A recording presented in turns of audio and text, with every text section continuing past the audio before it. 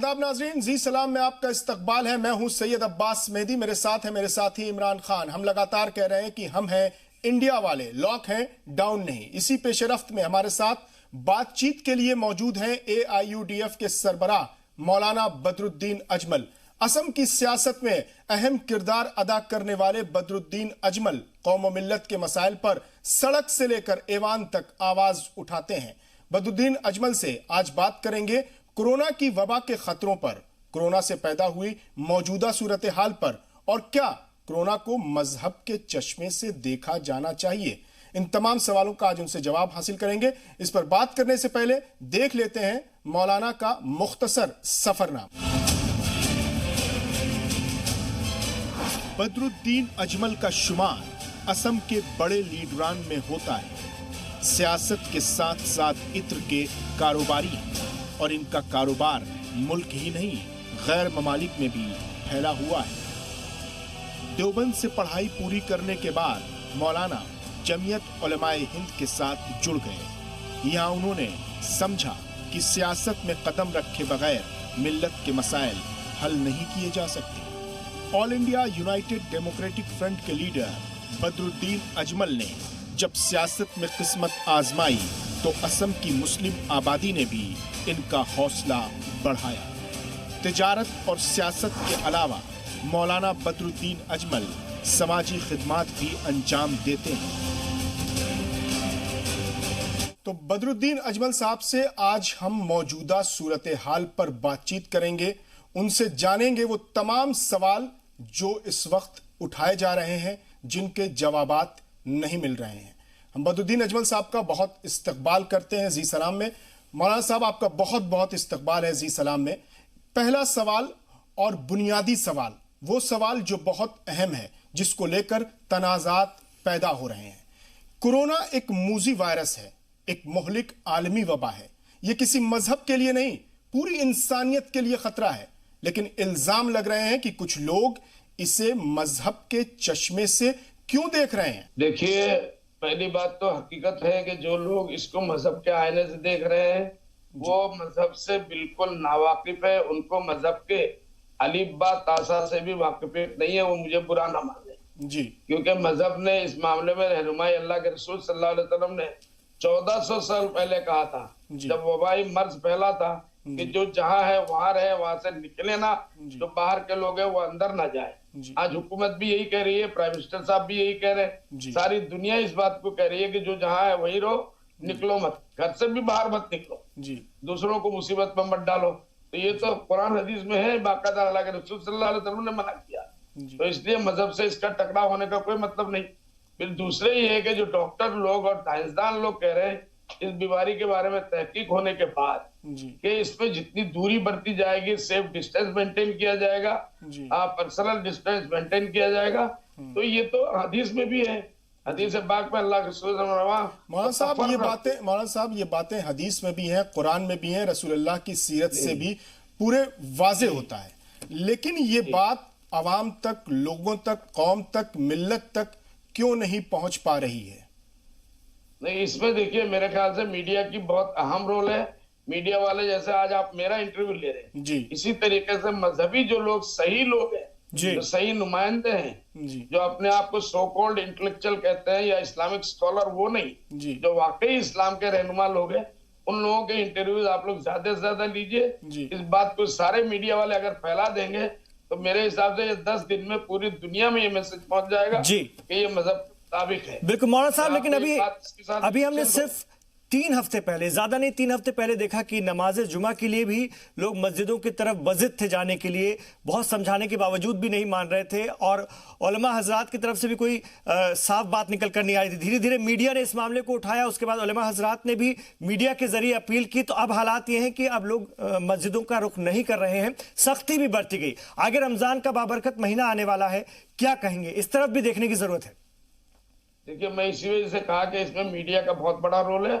हमारे जो भी उलमाए किराम है, कभी भी जिंदगी में बेचारे टेलीविजनों में नहीं आए, तस्वीर की हुर्मत या हिल्लत की वजह से बहुत सी चीजों को आप लोग जहां जाके उनको बाहर निकाल रहे हैं या उनके बाद सवालात लेके जा रहे हैं, तो वो जवाब दे रहे हैं। उनके महदूद वसाइल है। अब आपने इसको पूरे इंडिया में फैला दिया, इसलिए अल्लाह के रसूल सल्लल्लाहु अलैहि वसल्लम ने बारिश ज्यादा होती थी तो साहबा से मना कर देते थे कि मस्जिद में बताया करो, अपने घर सल्लू फिर यहाँ लिखो, अपने घर में नमाज पढ़ो। बिल्कुल तूफान ज्यादा आ जाता, तूफान ज्यादा आता था तो कहते थे अपने घर में नमाज पढ़ो। बिल्कुल। तो और बड़े आफत के टाइम पे जी, जो और पूरी दुनिया को मौलाना साहब अरब के मुल्कों में जो मजहबी क़यादत है वो पूरी तरह से कामयाब हो गई। जो आप हदीस का हवाला दे रहे हैं, बिल्कुल इसी हदीस पर अमल करते हुए कुवैत में मस्जिदों से अजान के कलिमात बदल गए। उन्हें अस्सलातु फी बैतिकुम कहा जा रहा है कि अपने घरों में नमाज पढ़ो, बजाय इसके कि अस्सलातु की तरफ दावत दी जाए। मेरा सवाल यही है कि ये पैगाम तो दीन के रहनुमाओं को, मिल्लत के जो रहनुमा है उनको पहुंचाना चाहिए था। तो क्या आपको नहीं लगता कि कहीं ना कहीं वो इसमें नाकाम हुए? पहुंचाता कैसे? उनके पास क्या मीडिया, क्या वसाइल है? वसाइल आज के जमाने में सोशल मीडिया हो, आप लोगों का मीडिया हो, इलेक्ट्रॉनिक मीडिया हो, यही पहुंचा सकता है। वहां अरब ममालिक में घर घर में कोई आलिम ये कहे कि मुझे अभी टेलीविजन में इस मामले में कुछ बोलना है तो 10 मिनट के अंदर हुकूमत उसका इंतजाम कर देती है कि आओ अपने ख्यालात रखो। लेकिन हमारे यहाँ ऐसा नहीं है। जो लोग मीडिया, बड़े मीडिया वालों को ये रोल अदा करना चाहिए था, वो मनफी रोल अदा कर रहे हैं। बिल्कुल इसको मुसीबत बना दिया, किसी एक खास जमात के साथ उसको ले जाके जोड़ दिया और मुजरिम ऐसा बना दिया जैसे चाइना में भी यही लोग गए थे कोरोना को लेकर, अमेरिका भी यही गए, इटली भी गए, फ्रांस भी गए और पूरे दुनिया में। तो ये गलती हमारी है। बड़े मीडिया को इस मामले में बहुत अहम रोल अदा करना था, जो उन्होंने नहीं किया बल्कि मुनफी किया। अब आप जैसे लोग माशाल्लाह खुल के आए। लेकिन बदरुद्दीन अजमल साहब, ऐसे तो फिर सवाल ये भी पैदा होता है कि चाहे हम तबलीगी जमात की बात करें, मौलाना साद को अब तो मीडिया के सामने आना चाहिए, कम से कम मीडिया में आकर के अपील करनी चाहिए, बात रखनी चाहिए थी, लेकिन आज तक उन्होंने नहीं रखी। तो सवाल ये है ना, प्लेटफॉर्म तो मिले लेकिन मस्जिदों की मेंबर भी थी जहां से ये मैसेज दिया जा सकता था, लेकिन बहुत देर हो गई।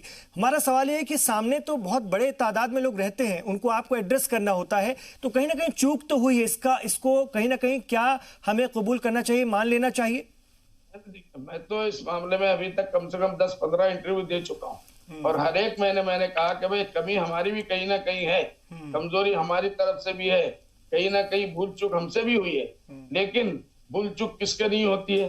बड़े बड़े लोग और बड़ी बड़ी जमातें तंजीमें कर चुकी है, बड़े बड़े नेता और बड़े बड़े मजहबी रहनुमा आजकल जेलों में सड़ रहे हैं, उन्होंने भी काम किया। तो उसको जो मीडिया जैसे दिखाया था, आज का मीडिया जिस तरीके से इन लोगों को दिखा रहा है, अगर इस तरीके से वो इनके पास सही लोग जाते और सही लोग जाके इनके जमात वाले, ठीक है मौलाना साद साहब मैंने सुना अभी कोरोना में, अगर वो खुद भी सेंटर में अंदर है तो कोरोना के किसी सेंटर में उसके अंदर है, क्या कहते हैं क्वारंटाइन सेंटर में, क्वारंटाइन सेंटर में अगर है तो वहां जाके लोग मालूम कर सकते हैं कहाँ है। अगर वो नहीं मिलते, सेकंड लाइन लीडर मिलते, उन लोगों के बयान लेते तो बहुत सी चीजों की वजाहत हो जाती। तो इसलिए मेरे ख्याल से दोनों तरफ से कोई ना कोई कमी रही और खास करके मीडिया ने इसको तो हिंदुस्तान के लिए अल्लाह ना करे, अल्लाह ना करे। मैं ये कहता हूँ कि ये हिंदुस्तान नहीं पूरी दुनिया से कोरोना, आज साइंस इतना तरक्की कर चुका है, लोगों की दुआओं में इतना असर है माशाअल्लाह कि वो दोनों मिला के जब तदबीर करके चलेंगे तो एक ना एक दिन जल्द से जल्द हम लोग इस मुसीबत से भी कामयाब हो जाएंगे। कामयाबी साथ जरूर सुनिए मेरी बात, लेकिन इस जहर को खत्म होने में देर नहीं लगेगी। हम लोग क्योंकि खुला दुश्मन है लेकिन इसके आड़ में जो एक नफरत की फिजा फैलाई गई पूरे हिंदुस्तान में और जमात के लोगों को मारा गया, पीटा गया, बदनाम किया गया, ये अभी भी कर रहे हैं।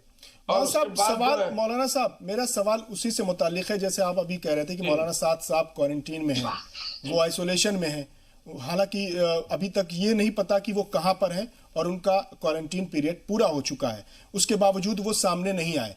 अब लोग जो मुआशरे में जो कह रहे हैं वो ये कह रहे हैं कि मौलाना साद साहब सामने नहीं आ रहे हैं, लेकिन जो बची हुई क़यादतें हैं, आप जैसे उलेमा और रहनुमा इस वक्त मुल्क में हैं, ये निकलकर सामने आए और ये इस बात को वाजे करें कि 2000 लोग जो एक जगह इकट्ठा थे, उन 2000 लोगों की सजा 20 करोड़ मुल्क के मुसलमानों को नहीं दी जा सकती। इस मुल्क का मुसलमान जिम्मेदार है, ईमानदार है और तमाम हिदायतों पर अमल कर रहा है। तो इस बात को वाजे करने के लिए दूसरी क़यादतें सामने क्यों नहीं आ रही हैं? नहीं, मेरे ख्याल से देखिए आई नहीं, ऐसा नहीं है। हजरत मौलाना अरशद मदनी साहब का बयान बहुत मुफीद बयान आया, बहुत अच्छा बयान आया। अगर आपने देखा हो मौलाना महमूद मदनी साहब ने बयान दिया तो क़यादत आजकल हमारे बड़े यही लोग हैं ये लोग बार बार आ रहे हैं, लेकिन इनके बाद लोगों को, मीडिया वालों को और जाने की जरूरत है। आज तक किसी मीडिया वालों ने जाके, बड़े मीडिया वाले जो उल्टा नेगेटिव मैसेज दे रहे हैं, ये मौलाना अरशद मदनी साहब के पास या मौलाना महबूब मदनी साहब के पास जाके छोटे छोटे 2-1 चैनलों ने लिया, वो पता नहीं उनके महदूद वसाइल है, कहां तक उन्होंने उसको वायरल किया। नहीं मौलाना साहब, हमने अरशद मदनी साहब से भी बात की, महमूद मदनी साहब से भी बात की, आपसे भी बात कर रहे हैं। ये 3 शख्सियतें मुझे लगता है कि मुल्क की ऐसी हैं, ऐसा चेहरा है कि जिससे पूरे कौम मिल्लत में एक पैगाम जाता है, जिनकी बातें सुनते हैं लोग और उस पर अमल करते हैं। लेकिन मौलाना साहब, मसला यह है कि अभी पिछले जुमे में 3 अलग अलग मकामात से मस्जिदों में नमाज पढ़ने की तस्वीरें आई। श्रीनगर में नमाज अदा की गई, मुर्शिदाबाद में नमाज अदा की गई और शब बारात के दिन छिंदवाड़ा से नमाज अदा करने की तस्वीर आई। तो मसला यही है कि आपकी अपील का असर नहीं हो रहा है, और क्या उस तरह से शिद्दत नहीं है कि आप उस तरह से संजीदा होकर लोगों से कहें, लोगों से अपील करें सरकार की हिदायतों पर अमल करने के लिए? ऐसा नहीं है मेरे, देखिए हिंदुस्तान बहुत बड़ा मुल्क है, बहुत बड़ा मुल्क है, बहुत बड़ा मुल्क है, और मस्जिदें भी मैं समझता हूँ पता नहीं करोड़ों में मस्जिदें होंगी। अब उसमें 3-4 मस्जिदें, छिंदवाड़ा की आप बोलिए, कश्मीर के बारे में बोलिए, बिहार के बारे में, अगर 1-2 जगह ऐसा कुछ हो गया है तो मैं समझता हूँ इसमें जरूर उस इलाके के या मस्जिद के जिम्मेदारों की कमी है। गवर्नमेंट को जिम्मेदारों पर एक्शन लेना चाहिए बाकायदा। और जो लोग इस बात को अभी भी नहीं मान रहे और वो समझ नहीं चाह रहे, इसका मतलब ये है कि वो सीधी लाठी से समझना नहीं चाहते। गवर्नमेंट के पास टेढ़ी लाठी करने के भी बहुत से वसाइल है।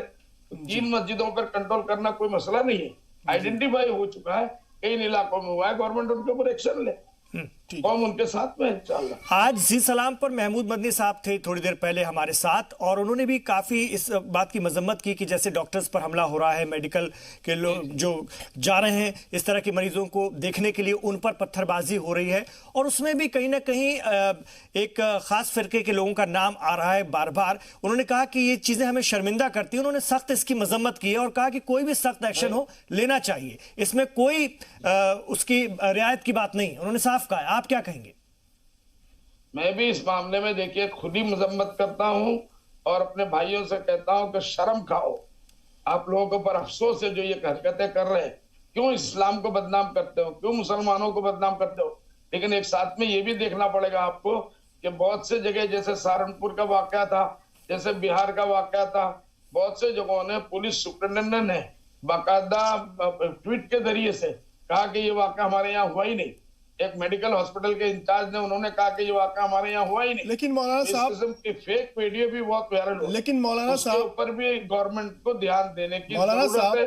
सजा उनको भी देना चाहिए, सजा इनको भी देना चाहिए। जी मौलाना साहब, वजीर आजम ने अपने खिताब में कहा था कि जो व्हाइट एप्रिन में जो डॉक्टर्स आपको दिख रहे हैं, जो हेल्थ वर्कर्स दिख रहे हैं आपको, उन्हें आप इंसान नहीं देवता समझिए, फरिश्ता समझिए, लेकिन उसके बावजूद लोग उन पर हमले कर रहे हैं। जो उनको मौत से बचाने के लिए जा रहे हैं, जो इस मुज़ी वबा से बचाने के लिए जा रहे हैं, उन पर हमले अभी भी हो रहे हैं। तो इसको देखते हुए ऐसी सूरत हाल में आप लोगों से क्या कहना चाहेंगे?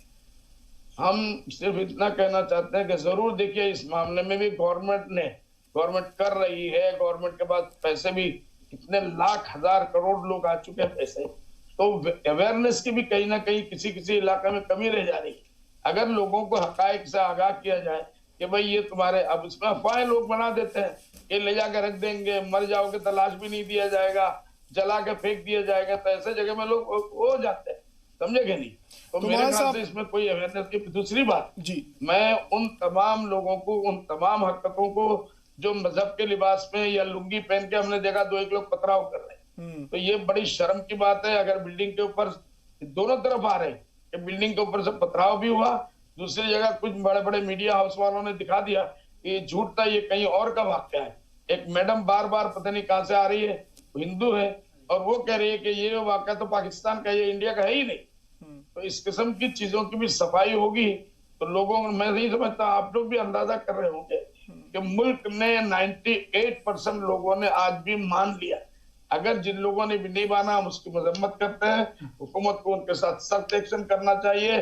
सीधे उंगली से घरों में नहीं बैठते हैं तो गवर्नमेंट को जो है, वो एक साहब बहुत मशहूर थे, कहना नहीं चाहिए, वो कभी उन्होंने कर्फ्यू देखा नहीं था, लोगों ने बहुत समझाया भाई शहर में कर्फ्यू लगाया हुआ है। अरे बोले क्या कर्फ्यू होता है, अल्लाह पे भरोसा है।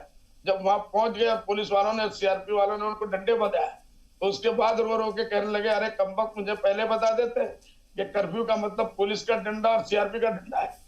तो इस तरीके से भी हुकूमत के पास सारे वसाइल है, हुकूमत कर सकती है।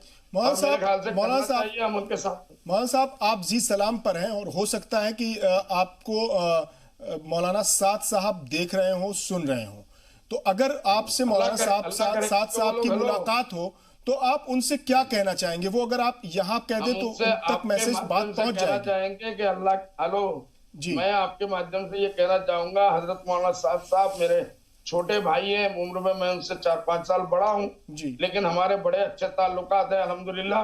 कि अगर आप ये देख रहे हैं या आपका कोई साथी देख रहा है, अल्लाह के वास्ते हजरत तक इस बात को पहुंचाओ। असल में ये अब यहाँ भी एक बड़ा मामला है कि 26 या 27 तो उनके ऊपर एजेंडे लगा दिए FIR में। ऐसा लगता है कि दुनिया के सबसे बड़े दहशतगर्द पकड़े जाएंगे। ऐसा लगता है मीडिया इंतजार कर रही है कि जिस दिन 7 पकड़े जाएंगे उस दिन अल्लाह ना करे सबसे बड़ा आतंकवादी पकड़ा जाएगा। बदरुद्दीन अजमल साहब, एक बात मैं यहाँ पर आपसे कहना चाहूंगा, आप हमारे तमाम सवालों को इस तरह से डिफेंड करते हैं और मीडिया पर लाकर के बात को रोक देते हैं।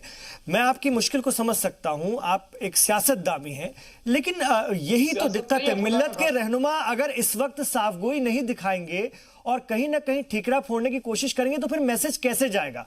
मिल्लत कंफ्यूज हो रही है। खुदा ना खास्ता ठीकरा इस वक्त फेंकने की जरूरत नहीं है, कोई किसी को ना फेंके, अल्लाह के वास्ते कोई ना फेंके। मैं कोई सियासत नहीं कर रहा हूँ और मुझे पूरे इंडिया के सियासत से क्या लेना, मेरा तो सारा मामला ही ले जाके आसाम है।